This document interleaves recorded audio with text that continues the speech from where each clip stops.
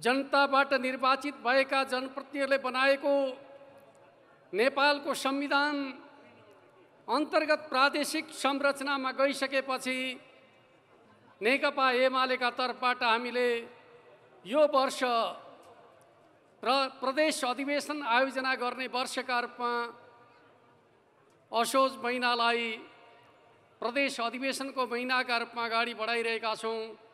योभन्दा पहिले हामीले लुम्बिनी प्रदेशको प्रथम अधिवेशन सम्पन्न गरिसकेका छौँ र आज हामी बागमती प्रदेशको प्रथम अधिवेशन उद्घाटन समारोहमा सहभागी भएका छौँ। वास्तवमा नेपालको राष्ट्रिय राजनीतिमा हामी नेपालका राजनीतिक दलहरू सङ्घर्ष र बलिदानका प्रश्नमा हामी सदैव अगाडि रह्यौँ। अधिकारको आन्दोलनका सन्दर्भका बारेमा सदैव हामीले जनताको परिवर्तनको आकाङ्क्षाको नेतृत्व गर्यौँ। नेपालको राजनीतिमा एउटै पुस्ताले तीनवटा क्रान्तिको नेतृत्व गरेको ऐतिहासिकतालाई पनि हामीले स्थापित गर्ने काम गर्यौँ। तर विडम्बनाको कुरा मान्नुपर्दछ, दुनियाँमा एउटै राजनीतिक क्रान्ति पछाडि युगको परिवर्तन हुने गर्दछ। हामीले नेपाली समाजलाई परिवर्तन गर्ने प्रक्रियाको प्रभावकारी ढङ्गले भूमिका निर्वाह गर्न सकिराखेका छैनौँ। निरङ्कुशता र तानाशाहीको लामो चक्रमा हामीले विचारको जगमा राष्ट्रव्यापी रूपमा सङ्गठन बनाउने अवसर नपाउँदा, स्वाभाविक रूपमा धेरै राजनीतिक दलहरू अस्तित्वमा रहँदा, संसदीय लोकतान्त्रिक प्रणालीभित्र जनमत विभाजित भएको अवस्थामा कुनै पनि दलहरूले बलियो जनाधार प्राप्त गर्न नसक्दाखेरि हामी राजनीतिक अस्थिरताको दुश्चक्रबाट गुज्रिरहेका छौँ। बहुदलीय व्यवस्था स्थापनाको 34 वर्षहरूमा हामीले 28 भन्दा बढी प्रधानमन्त्रीहरू बेहोरेको अवस्था रहेको छ। एउटा प्रधानमन्त्रीले औसतमा 1.25 वर्ष पनि काम गर्न नपाउने विडम्बनापूर्ण अवस्थाबाट हामी गुज्रेका छौँ। त्यसैले मुलुकलाई अब अगाडि बढाउने हो भने अब नेपालमा धेरै राजनीतिक दलहरू होइन, बलिया राजनीतिक दलहरूको आवश्यकता छ। त्यस अर्थमा हाम्रो पार्टी नेकपा एमाले राजनीतिक ध्रुवीकरणका माध्यमबाट बलियो राजनीतिक शक्तिका रूपमा आफूलाई सुदृढ गर्ने अभियानमा जुटिरहेको कुरा म तपाईँहरूका बीचमा राख्न चाहन्छु। यति बेला नेपालको राजनीतिमा जनताको रोजाइको पहिलो पार्टीका रूपमा नेकपा एमाले अहिले पनि रहेको छ। 77 जिल्लामध्ये हामीले 44 जिल्लामा समानुपातिकतर्फ पहिलो स्थान हासिल गर्न सफल भएका छौँ। 7 प्रदेशहरूमा 6 प्रदेशमा हामी समानुपातिकतर्फ पहिलो दल बन्न सफल भएका छौँ। तर मुलुकको विकास र समृद्धिको नेतृत्व गर्न सक्ने हिसाबले नेकपा एमाले जनताको समर्थन प्राप्त गर्न सकिरहेको छैन। जबसम्म यो मुलुकमा बलियो राष्ट्रिय शक्तिका रूपमा हामीले हाम्रो पार्टीलाई सुदृढ गर्न सक्दैनौँ, जनताको विकास र समृद्धिको आकाङ्क्षालाई अगाडि बढाउने कुरा कठिन हुने रहेछ भन्ने कुरा हामीले अनुभूति गरेका छौँ। विगतमा हामीले वामपन्थी आन्दोलनलाई एकताबद्ध गरिकन बलियो राष्ट्रिय शक्ति निर्माण गर्ने उद्देश्यका साथ नेकपा गठन गर्यौँ। तर दुर्भाग्यको कुरा नेकपालाई एकताको प्रक्रियालाई पूर्णतामा पुर्याउन नसकिकनै अवसरवादी तत्त्वहरूले त्यसलाई विभाजित गर्ने काम गरे, असफल बनाउने काम गरे।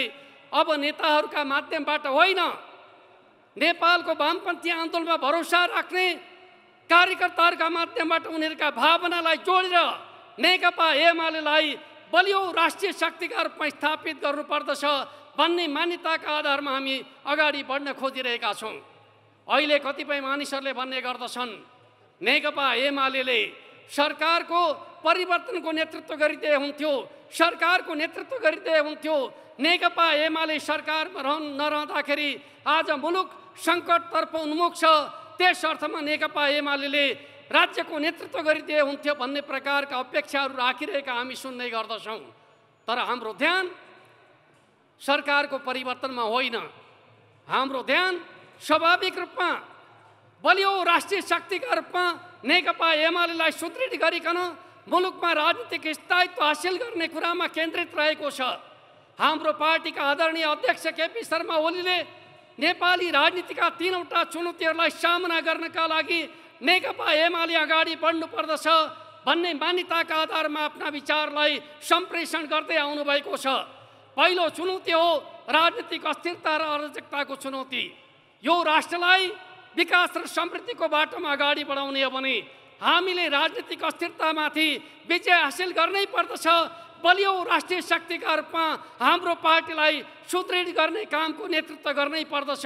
आज हाम्रो समाजमा जुन प्रकारको अराजकताको स्थिति छ, एक प्रकारले भन्ने हो भने सामाजिक अराजकताको स्थिति छ।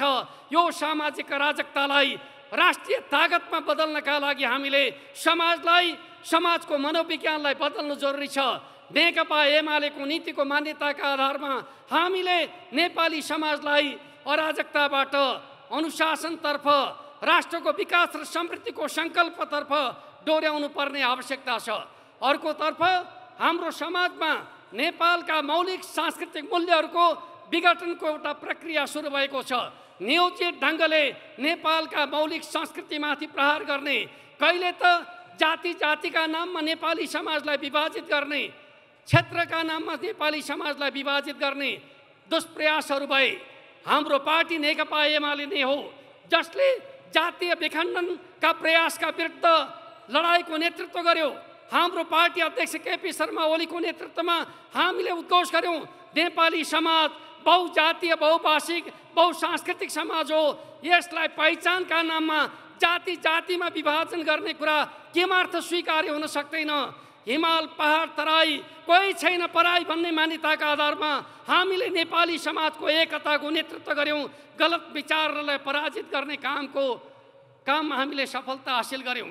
तर आज पनि नेपाली समाजमा जातीय विद्वेष फैलाउने प्रकारका प्रयत्नहरू भइरहेका छन्।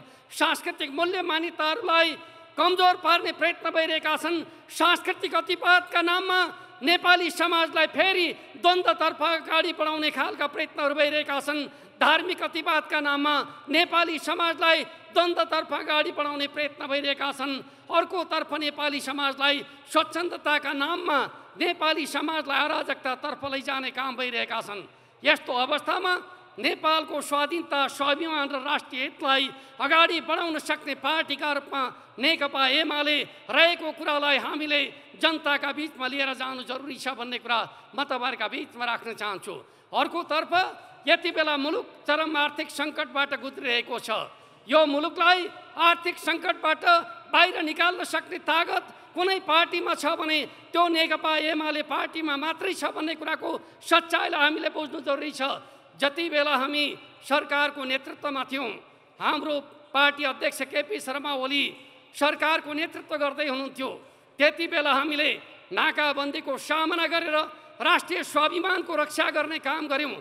जति बेला हामी सरकारको नेतृत्वमा थियौँ, लगातार 3 वर्ष हामीले उच्च आर्थिक वृद्धि दर हासिल गर्ने काम गर्यौँ र एक प्रकारले भन्नुहुन्छ भने विश्वका उच्चतम आर्थिक वृद्धि हासिल गर्ने मुलुकहरूमध्ये नेपाललाई 10औं स्थानमा पुर्याउन सफल भएको थियो नेकपा एमालेको नेतृत्वको सरकार।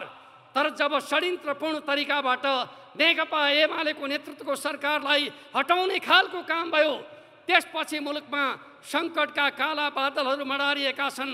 आज गठबन्धनका नाममा जुन सरकार बनेको छ, जनताको विकास र समृद्धिको आकाङ्क्षालाई त्यसले तुषारपात गरेको छ र मुलुकलाई आर्थिक सङ्कटतर्फ, मन्दीतर्फ प्रवेश गराउने खालको काम गरेको छ। यस्तो अवस्थामा अब फेरि मुलुकलाई नयाँ दिशातर्फ डोर्याउने अभिभार हाम्रो काँधमा आएको छ। त्यस अर्थमा प्रथम बागमती अधिवेशनका माध्यमबाट अब हामीले सङ्कल्प गर्नु परेको छ। हामीले निर्वाचनको लगत्तै मिसन ग्रासरुटका अभियानका माध्यमबाट जनताको चाहना र आकाङ्क्षा बुझ्ने काम गरेका छौँ। हामीले देशव्यापी रूपमा अभियान चलाएर 850 प्रतिवेदनहरू तयार गरिकन त्यसको जगमा हामीले वार्षिक कार्ययोजना तर्जुमा गरिकन मिसन 84 को बाटोमा अगाडि बढेका छौँ। अब हामी मिसन 84 यो राष्ट्रको भाग्य र भविष्य निर्माण गर्ने अभियानका रूपमा अगाडि बढ्नु पर्दछ र त्यो कामको नेतृत्व गर्न सक्ने सफल नेतृत्वका रूपमा अब आउने नेतृत्वले भूमिका निर्वाह गर्नुपर्दछ। बागमती प्रदेश मुलुकको राजनीतिक स्थायित्व निर्माणका लागि महत्त्वपूर्ण थलो हो। त्यस अर्थमा विगतका निर्वाचनका तिता मिठा अनुभवहरूको समीक्षा गर्दै